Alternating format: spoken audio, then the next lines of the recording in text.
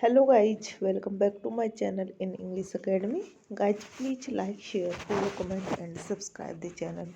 Guys, if you have subscribed the channel, now we come on the topic the poem Preludes, which was written by the famous poet T.S.Eliot. Guys, in the last two videos we have explained first preludes and second preludes. So guys, in this video we will explain third and fourth preludes of T.S. Eliot. So guys, come on the topic and let's start now. You tossed a blanket from the bed. You lay upon your back and waited. You dozed and watched the night, revealing the thousands sordid images of which your soul was constitutes. They flickered against the ceiling, and when all the world came back, and the light crept up between the shutters, and you heard the sparrows in the gutters, you had such a vision of the street as the street hardly understands, sitting along the bed's edge where you could curl the papers from your hair or clasped the yellow soles of feet in the palms of both soiled hands. Guys, in this preludes, the poet says that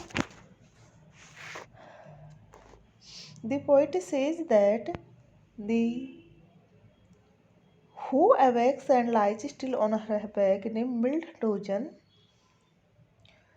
contemplating her sordid experience of the night which composed her inner life. Guys, in this preludes, the poet focuses upon the figures of an unclean woman who awakes and lies still on her back in a mild doze, contemplating her sordid experiences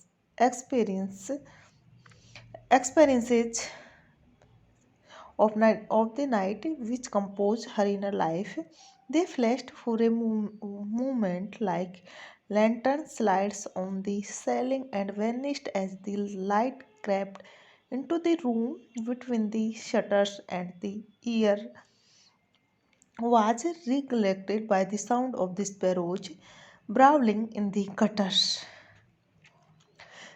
Guys, the poet also said that the woman sits on the edge of her bed, culls the paper from her hair, and grabs the yellow soles of her feet with the palms of both her dirty hands. Then she begins to think of the trampled street outside and conjures up an unstreet like vision of it.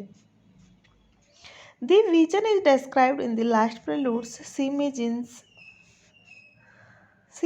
that the road is like a woman who is trampled by innumerable men. Next preludes, his soul is stretched tight across the skies that fade behind a city block or trampled by insistent feet at 4 and 5 and 6 o'clock, and short square fingers stuffing pipes and evening newspaper and eyes assured of certain certainties. The conscience of a blanket street, impatient to assume the world, and moved by fancies that are curled around these images and cling, the notions of some infinitely gentle, inf- infinitely suffering things. Wipe your hands across your mouth and laugh. The world revolves like ancient women gathering fuel in vacant lots. Guys, in this preludes, the poet describes that when one he says that when one thinks of the creatures of the squalid area, one's mind is filled with the images fit for representing their conditions. These images bring to mind the picture of an extremely gentle thing subject to endless suffering. The poet again thinks of the reality of life of these degraded creatures, and he says that for them and for us there is no room for sentimental softness here. If one has to live and walk, one must wipe one's stained face and laugh at the whole spectacle. The daily round of life, empty, monotonous, and penurious, is like the circular motion of four old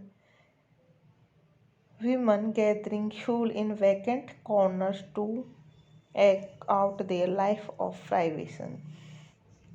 The sight is too deep for tears, but one has to laugh in order to live. The poet means to say that the conditions are sad but inevitable. He also says that we are helpless, we have to keep up a show of happiness in spite of all sufferings. Thanks so much, guys, to watch the video.